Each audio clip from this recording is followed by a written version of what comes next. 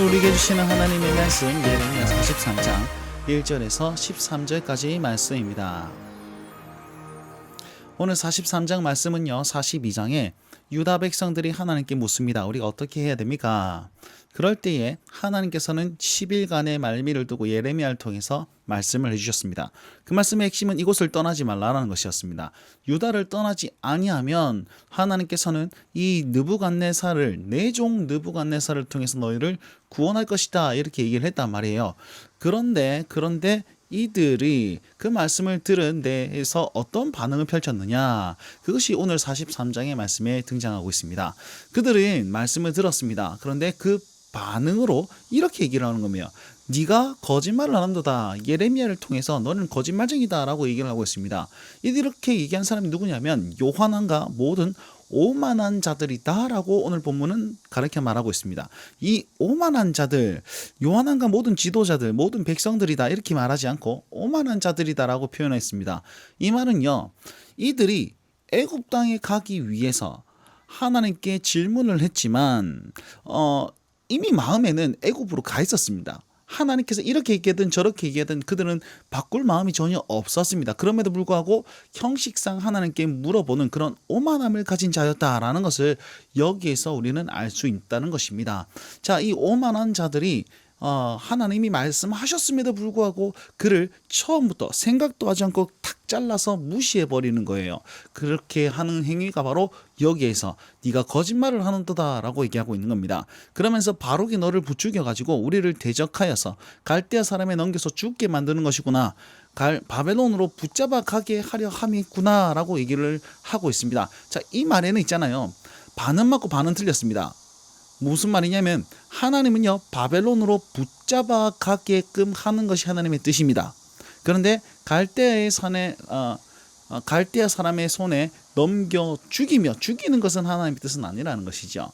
그들이 그냥 항복했으면 죽지 아니하고 바벨론으로 가서 거기서 구원을 경험할 텐데, 회복의 때에 회복을 경험할 텐데, 얘네들이 순종하지 않고 하나님을 거짓말쟁이로 만들고 예레미야를 거짓말쟁이로 만드니까 그렇게 되었다라는 것입니다. 근데 여기서 바룩이 너를 부추겼다라고 얘기했는데, 바룩은 누구냐면 예레미야의 서기관입니다. 이 예레미야가 지금 예레미야 말씀을 하고 있잖아요. 바룩은 그 대필한 사람이었습니다. 그래서 예레미야 감옥에 있을 때 바룩이 그 서신을 들고 나가가지고 대신 읽어주잖아요.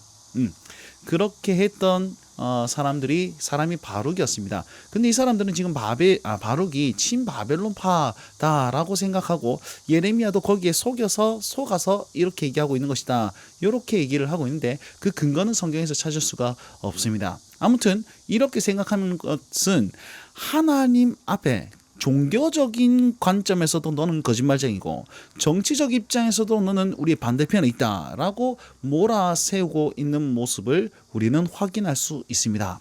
결국 요한왕과 그 모든 군 지휘관들이 백성들을 데리고 유다 땅에 살라고 하시는 여호와의 목소리에 순종하지 아니하고 어디로 갑니까? 유다의 남은 자들과 유다에 살려고 돌아온 자들을 다 데리고 애굽 땅 다바네스라는 곳에 들어가게 됩니다. 자, 그러면 다바네스에서 어떤 일이 일어납니까? 여기에서 하나님께서 또 말씀을 하시는데 애굽에서 예레미야를 통해서 행동 예언을 보여주십니다. 어떤 행동이냐면 이런 겁니다. 큰 벽돌을 가져다가 바로의 궁전 대문이 이렇게 있잖아요. 그 벽돌을 끄집어내서 땅을 팝니다. 그리고 큰 벽돌을 거기에 넣고 다시 벽돌을 다시 쌓습니다. 그러면 표면은 그대로지만 그 안에는 이제 예레미야가 넣은 큰 벽돌이 안에 있는 거죠. 이해가 되시는지 모르겠네요. 그냥 벽돌이 있으면, 벽이 이렇게 있으면 벽돌을 떼내서 거기 큰 돌을 넣고 벽돌로 막은 겁니다. 그렇게 한 이유는 무엇입니까? 보라, 내가 내 종 느부갓네살 왕을 이 돌 위에 그의 왕자를 이 돌 위에 세운다라고 했습니다.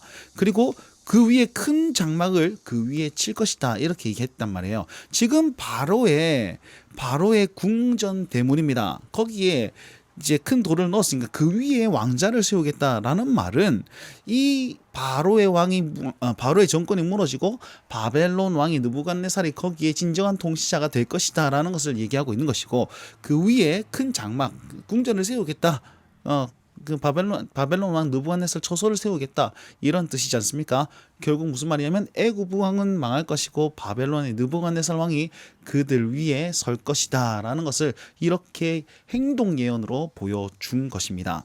그러면서 그가 애굽 땅을 치고 죽일 자는 죽이고 사로잡을 자는 사로잡고 칼로 칠 자는 칼로 칠 것이며 또 애굽 신들과 그 산당을 모두 다 불사르고 자기는 유유히 평안히 바벨론으로 돌아갈 것이다 라고 얘기하면서 애굽의 그런 멸망, 그 왕조의 멸망을 이렇게 예언하였습니다. 이걸 말하는 이유는 무엇입니까?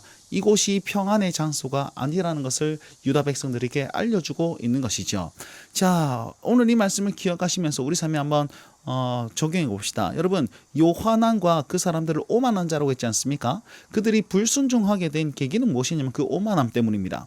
다른 말로 하면 자기의 교만 때문에 내가 지금 이 상황에서 이렇게 행동해야지 우리는 살 것이다 라는 그런 교만함, 아집 때문에 하나님의 말씀이 들리지 않고 불순종으로 나타나게 되는 겁니다. 여러분, 우리 삶에는 그런 교만함이 없습니까? 그런 고집이 없습니까? 물론 인간적인 생각에는 이거는 절대로 성공할 수 없는 하나님의 말씀이다라고 생각될 수도 있겠죠. 그때에 우리 믿음이 필요한 것입니다. 그럼 작은 것 하나에 우리의 교만함이 아니라 겸손함으로 하나님 앞에 순종하십시오. 내가 하기 싫은 일이라도 순종하십시오. 내가 이해 안 되는 부분이라도 그곳으로 나아가십시오. 그 나아가는 한 걸음에 하나님의 역사가 일어날 것입니다. 두 번째는 두려워할 자를 우리는 두려워해야만 합니다. 만약에 하나님을 두려워하면요, 바벨론을 두려워하지 않게 됩니다. 왜요? 하나님 말씀 그렇게 했잖아요. 너는 바벨론을 두려워하지 말아라 했잖아요. 하나님을 두려워하면 바벨론이 두렵지 않은데 하나님을 두려워하지 않고 바벨론을 두려워했더니 하나님이 두려워지는 거예요. 왜요?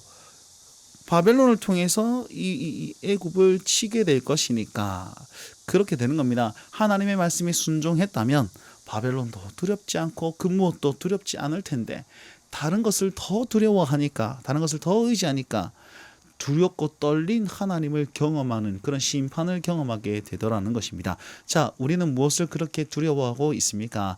미래를 두려워하고 있습니까? 여러분, 미래의 주인이 되신 주님을 더 의지하십시오. 지금 현재의 그런 안 되는 것을 두려워하고 있습니까? 네, 지금도 나와 함께 하시는 주님을 두려워하십시오. 그리고 과거의 그 잘못을 이제 매여가지고 두려워하십니까? 그때 구원하신 그 하나님을 기억하시면서 오늘 하루 그렇게 승리하며 사실 수 있는 여러분들 되셨으면 좋겠습니다. 오늘 무더운 날씨 가운데 이 말씀 붙들고 또 평안을 누리시고 또 주님과 동행하심으로 승리하시길 바라겠습니다. 날마다 주님과